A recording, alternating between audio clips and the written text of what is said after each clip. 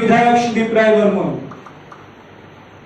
ওনাকে এমএলএ হোস্টেলের দুটো কোয়ার্টার উনি দখল করে রেখেছেন। দুবার নোটিশ দেওয়া হয়েছে কোয়ার্টার ছাড়ার জন্য। কেন নোটিশ দেওয়া হয়েছে? ওনাকে ওনার জায়গা থেকে বার করে দেওয়ার জন্য নোটিশ দেওয়া হয়নি, কারণ ত্রিপুরা রাজ্যের সমস্ত বিধায়কদের জন্য উন্নত পরিষেবা যুক্ত এমএলএ হোস্টেল নির্মিত হয়েছে এবং সেই হোস্টেলে প্রায় সব বিধায়কই চলে গেছেন। শুধুমাত্র উনি পুরনো এমএলএ হোস্টেলে দুটো কোয়ার্টার নিয়ে রেখেছেন, একজন নিজের বাড়ি ঘর ইত্যাদির বাইরে।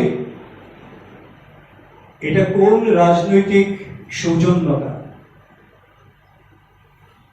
যেখানে ওনার জন্য বরাদ্দকৃত কোয়ার্টার রয়েছে নতুন কোয়ার্টার কমপ্লেক্সে, আধুনিক সুবিধাযুক্ত, সুরক্ষা বলয় বেষ্টিত, সেখানে উনি যাবেন না। এটা কোন রাজনৈতিক সৌজন্যতা?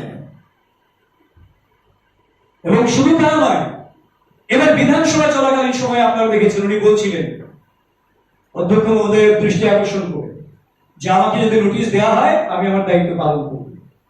তৃতীয়বারের জন্য তো নোটিশ দিয়েছেন, তার আগে দুবার দিয়েছেন।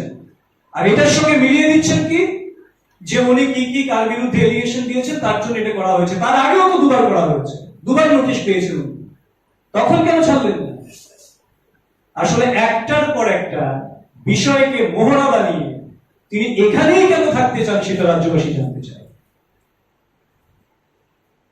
যেই জায়গাটা বিধানসভার যারা স্টাফ তাদের কোয়ার্টার হিসেবে ডেভেলপ করার জন্য রাজ্য সরকার পরিকল্পনা করেছেন, তার জন্য তার রিনোভেশন দরকার, তার জন্য কোয়ার্টার ত্যাগ করার জন্য স্পষ্টভাবে যেখানে নির্দেশ করেছে, সেই জায়গায় কেন তিনি এই জায়গাতেই থাকতে চান?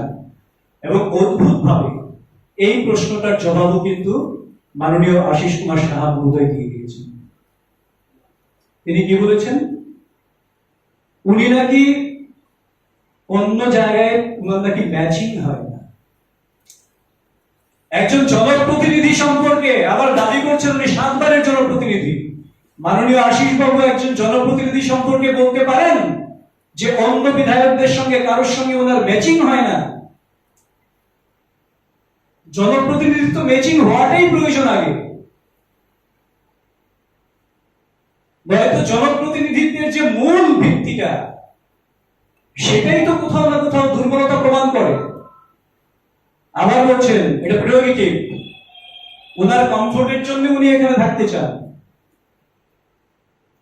যেখানে সর্বোচ্চ সুবিধাযুক্ত কোয়ার্টার কমপ্লেক্স করা হয়েছে, সমস্ত বিধায়কের কাছে যা কমফোর্ট, ওনার কাছে এটা ডিসকমফোর্ট কেন? পার্টিকুলার ওনার কাছে সেই বিষয়টা কেন ডিসকমফোর্ট?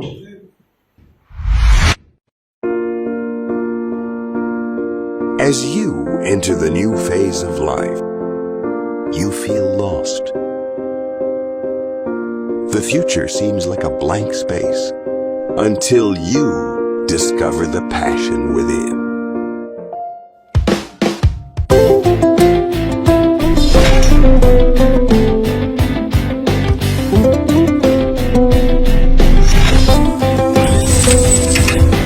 पंख मिल जाते हैं ख्वाब वालों को,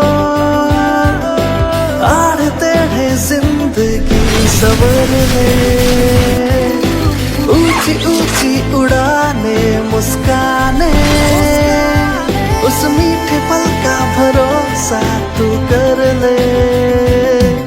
तो जिंदगी में कुछ बनो है टेक्नो,